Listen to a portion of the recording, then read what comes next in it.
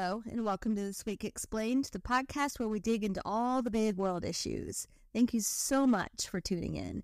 We're sorry about missing last week's episode because life threw us a curveball, as it's prone to do.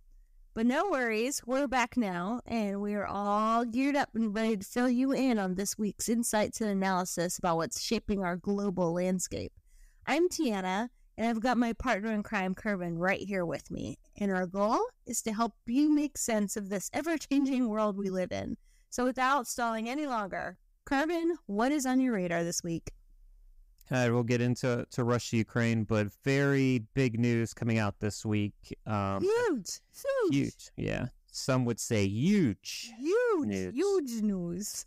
Yeah, so the private plane of Wagner leader Yevgeny Prigozhin was crashed, is what we can say right now. And it seems as if he was on that plane. I'm acting like I'm going to get into this right now. We are going to get into this after the update from Russia-Ukraine. And then after that, we'll get into the new update from the State Department urging U.S. citizens to leave Belarus and to cancel any travel to that country. We're doing an update on the situation in Niger, also how the possible death of Prigozhin might affect what's going on there. We've had a trilateral summit. That was the U.S., Japan, and South Korea got together and discussed a lot about their joint efforts in the Indo-Pacific. And we'll end it out with BRICS. So we had the BRICS summit is going on this week. Putin did not show up. Of course he didn't. He knew better than that. Yeah, but a lot of stuff. Have any sort of extradition treaty? Well, they would be required to arrest him. They would be required. Okay, I was just wondering. Okay, cool. Well, let's get started. What is the latest in Ukraine? Yeah, so before getting into the whole Prigozhin conversation, we'll start here by getting this concise update on what is now an evolving situation in Ukraine. So we know that's a huge area that Ukraine has discussed trying to take back from Russia. They've consistently expressed their determination to counter Russia's occupation and trying to reclaim the Crimean Peninsula, which Russia did annex in 2014. Did these attacks on Crimea get Ukraine to a full-scale attack on that location? Well, those recent attacks show that Ukraine is taking a proactive approach, I'll say, against Russia's presence in the region. But it is worth noting that these attacks might not mean an immediate all-out conflict on the Crimean Peninsula. These attacks could be part of a bigger plan to weaken Russia's defenses and then disrupt their operations on the peninsula. So basically, Ukraine might be setting the stage for a larger scale offensive, maybe not a full-scale attack down the road to retake Crimea. How close they are to a full-scale attack is going to depend on a few things. That's things like their military capabilities right now, which they're still reeling from losing a lot of equipment. Also, how the world kind of reacts to these initial attacks on Crimea. If it's seen in a positive light, they can ramp it up. If not, they'll just stop it. But then also how the situation keeps changing on the ground. Do they need to move troops in other areas away from Crimea? Well, let's get to the biggest geopolitical event of the week. A private plane owned by Wagner boss Prigozhin crashed near Moscow, killing everyone on board. And from all the reporting, it does appear that Prigozhin and the founder of the Wagner Group were on the plane and died in the crash. Can you give an update on the latest reporting? And then we definitely need to get into how this changes the future operations of the Wagner Group. Yeah, and this is huge news. Everyone was expecting he would be suicided or something. Yeah. Well, technically, can we not say that he was basically kind of suicided? Yeah, but most people were falling out of windows, and I did see the one comment of like, well, they really launched Prigozhin out of the highest window they could find. So that happened. That's not. But memes aside, let's start with the facts. Right. And so that's what we would, in the intelligence community, say are the known knowns in this situation. So here are the known knowns. A private plane owned by Prigozhin crashed in Russia. That is absolutely what we know. We know that for sure through video And then through the flight data, we know it's his plane and that it crashed. That's pretty much all the known knowns, because everything else surrounding Prigozhin's plane crash is just not known at all. It's all speculation. Yeah, Russia's being very careful about the information that gets out right now. Yeah, definitely. They're getting their heavy hitters out there saying, trying to push a certain narrative, and they don't want to confirm right now that Prigozhin has died. Putin's got to keep his hands clean for the election coming next year. Yes, exactly. So, yeah, and he will try to frame it in certain ways. And I saw this morning that he did actually start doing that by saying that Prigozhin was a good man. He didn't disparage him at all. So he's choosing to martyr him instead? Yeah, and trying to regain the ability to use the Wagner forces the way he wants to use them. But, aren't they currently claiming that it was a Russian defense missile That's what system? they say. That's another thing that's part of the known unknowns. We just don't know. We don't know definitively if that's what took it down. Correct. Okay. We don't even have 100% assurances that Prigozhin was on the plane. Right. We've heard he was on the manifest, but it is highly likely that he was there and that he did die in that crash. Now, given his high-profile role in leading the Wagner group, this incident's definitely going to have far-reaching implications. Mm-hmm. The fact that the crash occurred just months after his involvement in a short-lived that march on Moscow. Yeah. It happened when we were in New York.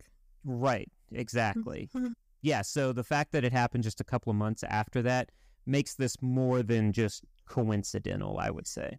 Yeah, and if it does come out that it was Russian, brought down by Russian forces, why would people listen to any of the nice things he's saying about Prigozhin? Yeah. If it was him that did it. And I did see a report, still trying to confirm things, but I did see a report where they found debris from Russian air defense missiles within the debris of the crash. Okay. Well, yeah. Yeah. Sorry, guys. I know. That's what you were going to say. I don't know. I was just going to say that the U.S. intelligence community just came out and said that they believe that there was a device on board the plane that blew up, which caused it to crash. So theories all over the place.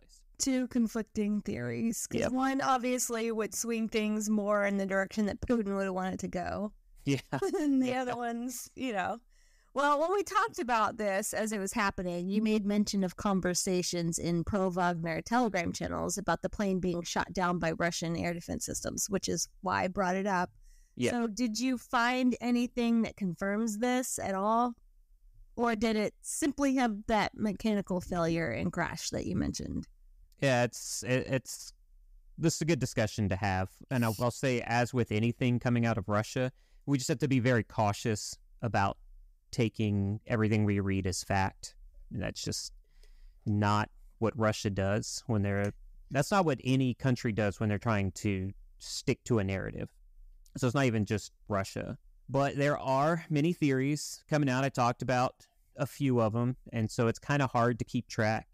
I think the prevailing Russian theory right now is that it had... So what Putin is trying to say is that the air crew, it was an air crew mishap, and that's what terrorists... That's what Putin wants to say. The other thing is Russian officials are also coming out saying that they were investigating this as a terrorist attack. So that's another theory. So you have that theory. You have the theory that's now being put out in Russia of a possible crew mishap. What is a crew mishap? Meaning that the pilot or the co-pilot did something incorrectly or did not check something on the flight that made it inoperable, and then it crashed. So they did something very... Yeah. That's one of the theories. Under the bus. The other one, kind of outside of the box, and this one coming from outside of Russia, is that the plane malfunctioned due to sanctions placed on Russia. Oh, America did it? Well, I don't understand how it could have malfunctioned because of sanctions that we placed on them. Well, it is possible that since this jet, it's the Embraer jet, that's the company that makes it, they have parts from Western nations. So this particular jet would not have been able to get the necessary parts if there was an issue with the aircraft. And then they would mix and match plane parts, and that would definitely lead to a malfunction that could take the plane down. Okay, well, that does make a lot more sense whenever you explain it like that. So, but what are you thinking? What do you think actually happened here? Is it just another accident, or was Putin somehow involved in killing yet another rival?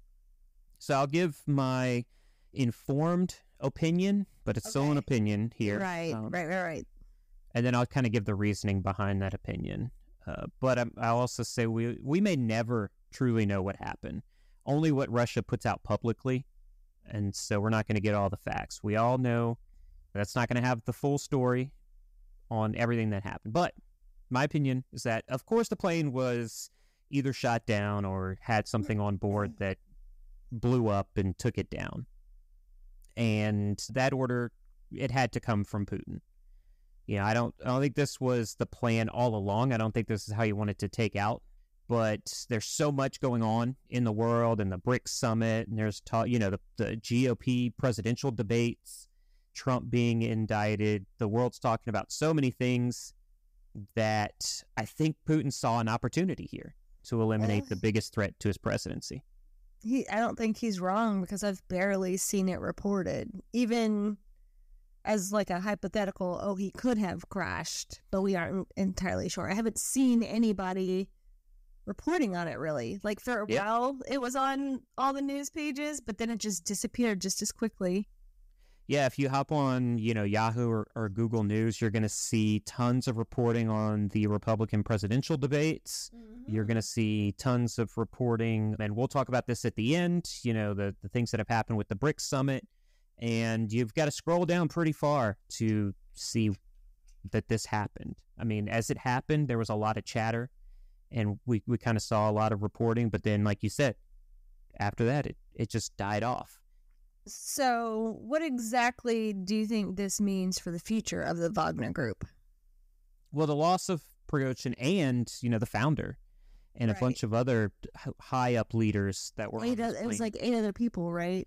Yes, it was seven people, 7 Wagner affiliated people from what I've read. Two pilots and 1 crew member. One stewardess, yes. Yeah. Okay. So all of that creates a void that's going to be very challenging to fill. Wagner's operations in Africa relied heavily on the relationship that, Prigozhin basically cultivated. Connections that he made now may be fractured. So those people may not want to talk to Wagner. The future of Wagner, especially in Africa, is uncertain. So without his leadership, the group's structure and dynamics may undergo significant changes. Now, the group's activities had already faced challenges, especially after that march on Moscow. But now with his death and the loss of those other Wagner... Put death in quotes, right? The death and loss of these people in quotes, because we have nothing definitive yet. Exactly. I mean, obviously people did die. We just haven't had any confirmation as to who died. Right, and how high up the chain goes. Right. Now, the group's presence in Ukraine had already been reduced, so they weren't being part of those offensives in Ukraine.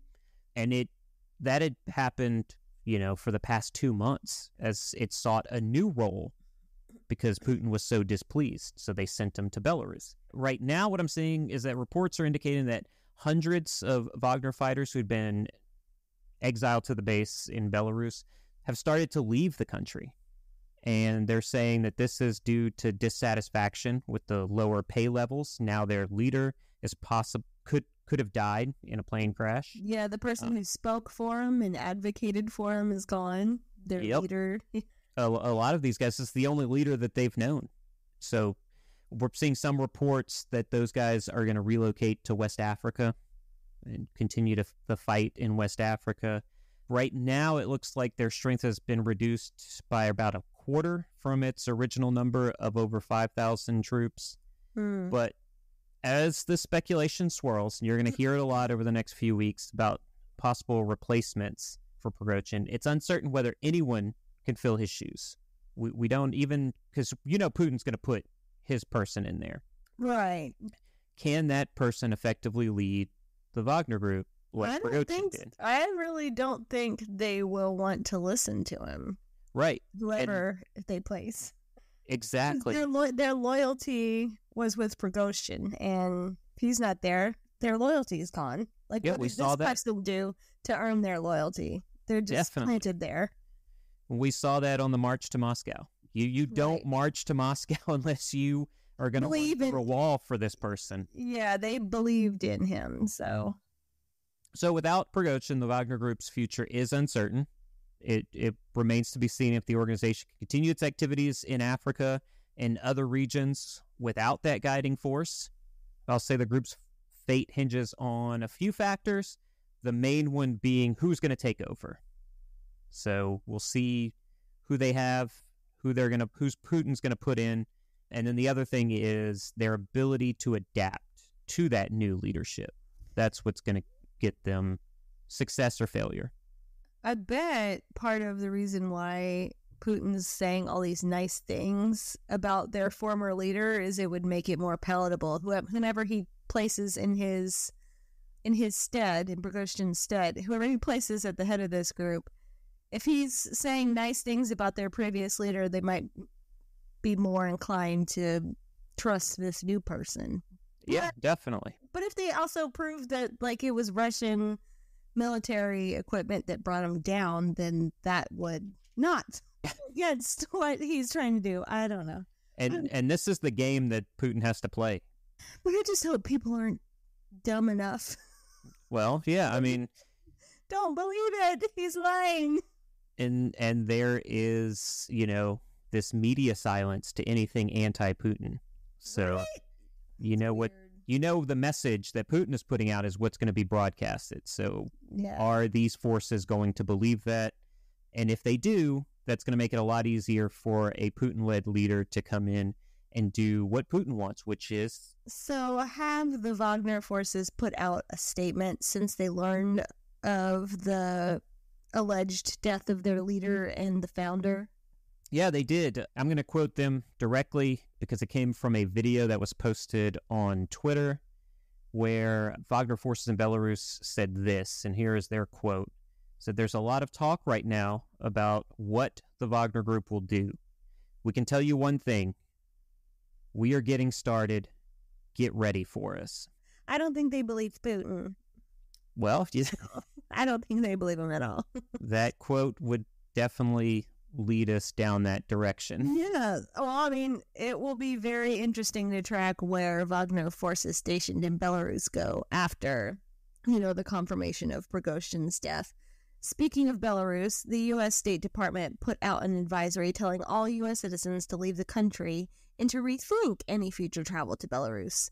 Did the State Department give a reason why they are increasing the security level for travel to Belarus? Yeah, they sure did. So I'll just reiterate what you said. The State Department issued the alert for travel to Belarus. They increased the travel advisory to a level 4, which is a do not travel. So when you go in the State Department, you look up Belarus, it'll be a big red block. It says do not travel. On that website, it also states that this was due to the Belarusian authorities' continued facilitation of Russia's war against Ukraine, the buildup of Russian military forces in Belarus, the arbitrary enforcement of local laws, the potential of civil unrest, the risk of detention, and the embassy's limited ability to assist U.S. citizens that are residing in or traveling to Belarus. It also mentions the fact that Belarusian authorities have detained tens of thousands of individuals, including U.S. citizens, for alleged affiliations with opposition parties and alleged participation in political demonstrations. Not mentioned in this is something we've discussed about the potential for border clashes near the Polish and Belarusian border. Do you think this has anything to do with the increased level of security? It doesn't say it specifically on the State Department website, but you're tracking. That definitely has a lot to play in this. I think it's the prevailing thing that's coming out of it. Rain on bread. Yeah, but certainly it's never just one thing. that forces these heightened security levels. So let's start back in February of 2022. We all know what happened then. This is right after Russia invaded Ukraine.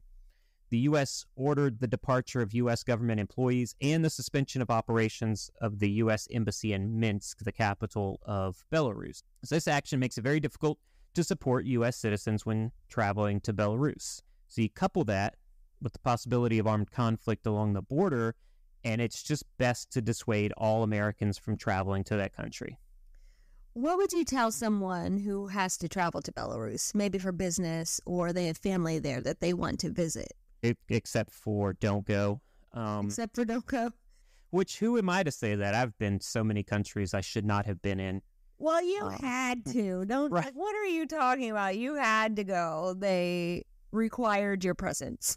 Right. And I think that's what you're trying to get at. If your presence is required in that country, you have to get there. So what did I do, and what would I tell people to do? I, like always, have a contingency plan in place. Usually my contingency plans are know the number for the embassy and call the embassy when something happens. Right. You can't do that here. So you're going to have a contingency plan in place, but it has to be one that does not rely on the U.S. government to assist you, because you're not going to get the support there. Also, a few other big things, and these are things I say on a daily basis when we're in D.C. Avoid large crowds. Stick to the large clouds, though. They'll cover the sun. Avoid large crowds. Definitely avoid protests and speaking out against both the Belarusian and the Russian government. Oh my gosh, of course. And then if you do find yourself there and there's a large crowd or there's a protest and you're like, oh, I really support what they're saying here, keep your opinions to yourself. You can tell yourself it. Tell yourself how much you agree with what they're saying, but keep that to yourself. You're going to get arrested if you try to speak out. Well, that's sound advice, so thank you. Yeah. With what happened in Russia and the comments coming out of Belarus, I want to get an update on what is happening in Niger, and maybe you can talk through how this changes Russia's plans on the continent, if at all. Yeah, more big news for the week because of the Prigozhin possible death. There was plenty of news coming out of Niger at the same time. One being the African Union said that they have suspended Niger from all its activities following the coup. That suspension is going to remain in place until constitutional order is restored in the country. Now, the Economic Community of Western African States, you'll see that as ECOWAS or ECOWAS. They made a decision to prepare a standby force for potential deployment. They'd initially given the coup leaders seven-day ultimatum to return power to civilian authorities, or they would face consequences.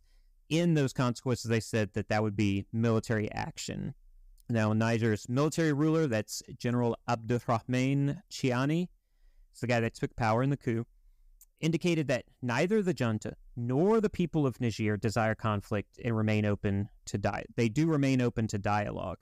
He announced the transition's principles would be decided through a national dialogue that would be hosted by them within the next 30 days. And he asked the global community, hey guys, give us 3 years to implement this new government, and it'll be fine. That is a fairly robust update on the current situation in Niger. Let's talk about how the landscape has changed now that the leader of Wagner forces, who had been very prominent on the continent of Africa as late as last week, he had videos that he was put a video. And so the leader is now gone, and new leadership will obviously be taking over at some point. So does this change the Wagner presence in Niger? So I don't see much change, as they serve multiple interests of the Russian state, and they can be kind of separated from Wagner's Ukraine and Russia operations, which most of those guys, like we talked about, went to Belarus. They're trying to get out to West Africa, but those two are separate entities. Wagner of West Africa, and then the Wagner that's supporting the Russia's invasion of Ukraine. But moments after the military march on Moscow was halted, Russian Foreign Minister Sergei Lavrov said that Wagner's operations in Africa are going to continue. So even after they marched on Russia, Putin and Lavrov still saw Wagner as forces that need to be in Africa, and that mission needs to continue. So Wagner's operations in Africa are likely to endure even under a new leadership and, frankly, a new structure as the group is. So even with a new leader likely put in power by Putin, you don't see much change in Wagner activities on the continent of Africa. I don't, and I'm glad you put that up, like we've been talking about. It's likely going to be put in power by Putin. That's definitely what's going to happen, right? I don't see the activities changing on the continent of Africa, and they're still going to play a prominent role in fighting in Syria. What makes you believe their mission is unchanged?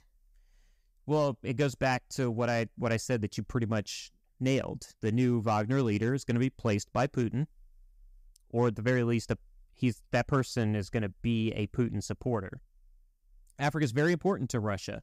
Has many extremely useful resources. We're already seeing China take advantage of mining Africa's resources, and Wagner's forces are going to need to be in place to keep those mines secure for Chinese and Russian businesses. Also, the Wagner Group's protection of gas and oil fields in Syria on behalf of Bashar al-Assad plays into Russia's global energy coercion. These two missions are likely unfazed by recent developments. There's also this anti-Western information operation campaign coming out of Russia. Putin wants to see France, the U.S., and U.K. pushed out of Africa so they can continue its strategic mission on the continent. Now, the Wagner Group has found itself frequently at odds with either the Russian Federal Secret Service or directly with the Russian government because of its ambitious leadership.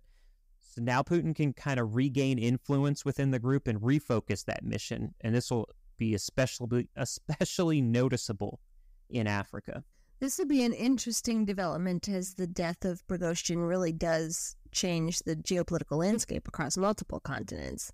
So let's move to the Indo-Pacific and get an update on the Trilateral summit between the U.S., Japan, and South Korea. What was discussed, and did they see any retaliation from North Korea? Yeah, so the summit was planned for a while, and as you alluded to, North Korea hasn't been happy about it from the start. But I guess, like I said, we'll start with what happened at the summit. The leaders of each country have been very vocal in expressing their concern about actions they say undermine the rules-based international order, and they also say that it threatens regional peace and prosperity. They were very vocal about pointing out that China's behavior in the South China Sea has been more aggressive, and they oppose any attempts to change the status quo in the Indo-Pacific. That's a direct fire at China, saying do not attack Taiwan, keep things as they have been in the Indo-Pacific. They also emphasize the importance of peace and stability, like I said, for Taiwan, but especially in the Taiwan Strait. And this needs to be stable for global security and, honestly, for global prosperity. So that is a direct shot at China. Can we discuss China's response to these comments before we get to the North Korean response? Yeah, it is. It's definitely a perfect place to start. China's response to the summit was obviously critical. It's not a shock. But it seems like, this is what I find the statement really interesting, because to me it seems like Xi is taking a page out of the Putin playbook. Xi called this trilateral summit a mini NATO being established in the Indo-Pacific.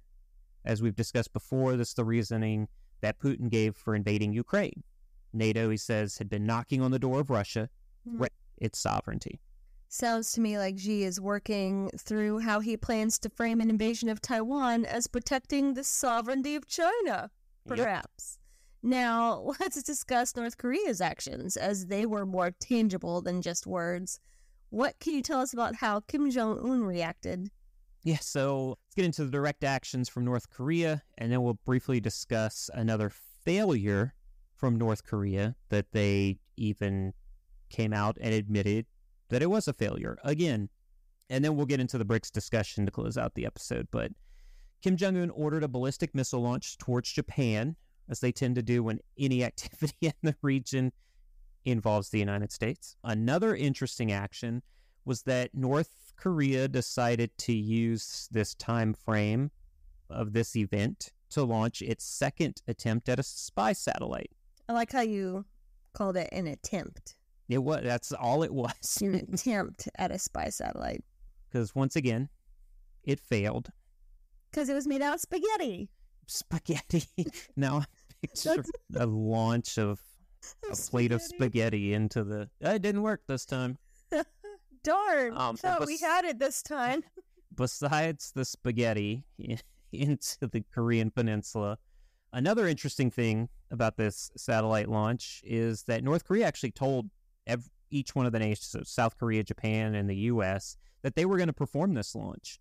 And they confirmed that they were using it as a form of protest against what those countries were doing. Of course. Right. So Japan then told North Korean officials basically to kick rocks and that they would regret carrying out the launch. Obviously, that did not dissuade Kim Jong-un from failing once again. Once again, the spaghetti satellite failed. So, are there any plans at a third attempt? And people, I'm kidding, it's not made out of spaghetti. We have to say that because some people get a little ticked off at some of the things that come out of my mouth. So, it's not really spaghetti, guys. It's a joke. Okay? Thank you. Let's move on. Was it actually cardboard? That's not true. Cardboard and peanut butter. Sorry, guys. South Korea did pick up the first one, so we may find out sometime in the future what it actually was made out of. Yeah, and it wasn't spaghetti or peanut butter. It'd be cool if it was.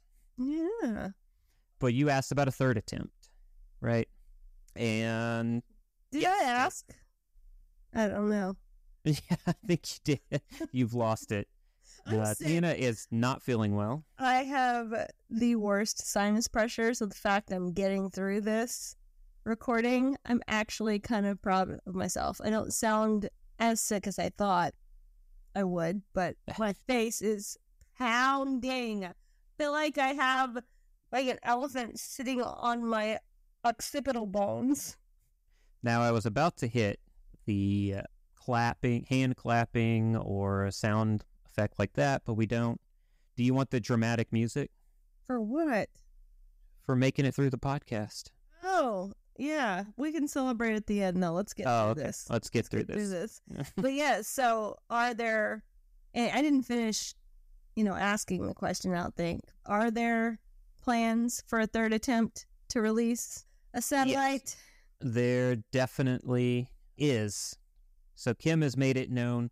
This could be one of the most important achievements of his regime, is to get the spy satellite up. And so they're going to continue to attempt to get a satellite in space. So yes, we're likely to see a third launch and possibly many, many more, because I do have a feeling they will fail again. Can't stop, won't stop. Well then, as North Korea tries to perfect its satellite launches, let's get into one of the events we've been talking about for months now. And that is the BRICS summit. Putin did not show up in person, since that would put South Africa in a very peculiar situation of protecting an ally while trying not to get hit by sanctions for not arresting Putin. Aside from that, what else has come out of this summit so far? All right, so here's just a brief rundown, and then we'll break down the geopolitical implications. First day of the summit, leaders discussed the issue of expanding BRICS membership. That's a huge thing. It's a hotly contested plan. Some of the countries do not agree with doing this. That China and Russia have been pushing for the expansion for BRICS. Like I said, there is no consensus among the member states on which countries should be invited. But after that discussion, they also discussed the issue of strengthening economic cooperation. They agreed to work together to promote trade and investment and to develop new financial mechanisms, possibly a new global currency. They also discussed the issue of countering the influence of Western countries. I believe that was the top topic during this summit. They expressed concern about the increasing interference of Western countries in the affairs of developing countries. That is a way for them to sort of branch out to those developing countries, and they can now begin to promote BRICS as we are the organization for those developing countries. Finally, they discussed the issue of the global food crisis. They agreed to work together to address the crisis. I don't think that was atop their list of things to do, but it was something that they said, hey, let's publicly put this out. We can tell people we want to ensure food is accessible to everyone and kind of look in a good light. Is North Korea part of BRICS or no? It is not. Okay, I was about to say, they talked about making food accessible to everyone. Okay. Anyways, let's get into the talk about possible new members. Now, Xi spoke about the Trilateral Summit as a, quote, mini NATO, end quote, but could this expansion of BRICS also be a mini NATO as well? Honestly, I don't see it as a mini NATO. It's like a full-fledged NATO. It is NATO. Right. But with different countries. With different countries. So it's a direct counter to NATO. And that's why they keep saying we're against Western influence and we want the West to stay out of it. They're really positioning themselves as a counter to NATO. The BRICS group is really looking at getting heavy players in the global realm into their organization. Can you run through the list of countries that they're looking to add? Yeah, so for this summit, what they're going to be voting on is the memberships of Argentina, Egypt, Ethiopia, Iran, the United Arab Emirates, or the UAE, and Saudi Arabia. They've all been invited to join the BRICS club. Well, that's a very diverse group of countries, and I'm hearing a few U.S.-aligned countries with the UAE, Saudi Arabia, and Egypt. So does this change how the U.S. views those countries now? It doesn't change the current state of relations, but it does not improve relations, that's for sure. So the U.S. is going to, I would hope, keep a close eye on how this all plays out. Each of the countries mentioned are the ones that you talked about, the UAE, Saudi Arabia, and Egypt, they're valued U.S. partners in counterterrorism, anti-trafficking, regional security operations. I'd say that Iran is probably the only outlier in that group of countries, but we've talked about this for a while, and we've known for a while that Iran was going to join the BRICS alliance. One thing a lot of the countries here have in common is that their economies rely heavily on oil and gas production. Do you think that is a strategic advantage for the organization? Yeah, you make a good point. Once formally voted into the organization, BRICS is going to have 6 of the top 10 oil producers in the world. That's a share of 40% of the world's oil output, just among those small faction of countries. That's going to put the organization in a great economic position, for sure. So while Western nations are kind of looking for alternatives to fossil fuel, it looks like the BRICS group is just going to double down on oil. We think it's good for global economy, and they're going to go with it. So we couple that with an attempt to use gold to back its possible future currency. It positions BRICS as, honestly, a global heavy hitter. They are going to be on the level of NATO. It could actually even surpass NATO in just a few years if BRICS actually gets the right countries and they, afford membership to the right countries, and this all plays out properly for BRICS.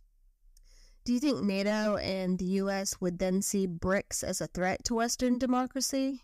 Well, I think NATO's being pretty careful with this expansion. It's just to kind of wait and see how it all pans out. It might be a good idea for them to kind of, have a chat with countries like the UAE and Saudi Arabia, give them a heads up about what joining the alliance really means, what it could do negatively for those countries. But right now, there's not really an immediate threat or anything coming from BRICS as of today. What I'm really going to keep an eye on, though, is Mexico talking about wanting to jump into the BRICS club. That's right. Interesting, because that would mean they're right on the U.S. border. We've got our own set of issues on the U.S. border. I'm not entirely sure how the U.S. would handle that situation. I wouldn't be surprised if they condemn the BRICS invite if it does actually happen. Like I said, Mexico has reached out, but BRICS has not formally accepted Mexico yet. Mexico. We don't know. That's probably years down the line. So we don't know if it's actually going to happen. But considering NATO is right there on Russia's doorstep. It's a bit tricky for the U.S. to call foul and then point the fingers at Russia for similar moves, because that's what happened. Putin has been saying, NATO's on our doorstep. NATO's on our doorstep. We have to do something about it. You can't be a hypocrite and kind of do the exact same thing. And that's just the tricky part about the whole geopolitics game. There's a lot of gray area. And even when a country thinks it's taking the high road, circumstances like this can kind of push them into changing their tune. Excellent point. Thank you, Kevin. Is that all for this week? That's it for me, unless you had anything. Nope. I'm going to go take a nap. I feel like garbage. Anyways, thank you for listening to our humble little independent geopolitical podcast. We hope you found it both informative and engaging. And if you have any feedback or suggestions for future episodes, please let us know. And if you would like in-depth coverage of these stories and more, follow us on Instagram at Oakland Analytics. Tiana, thank you so much. And until next week, stay safe out there.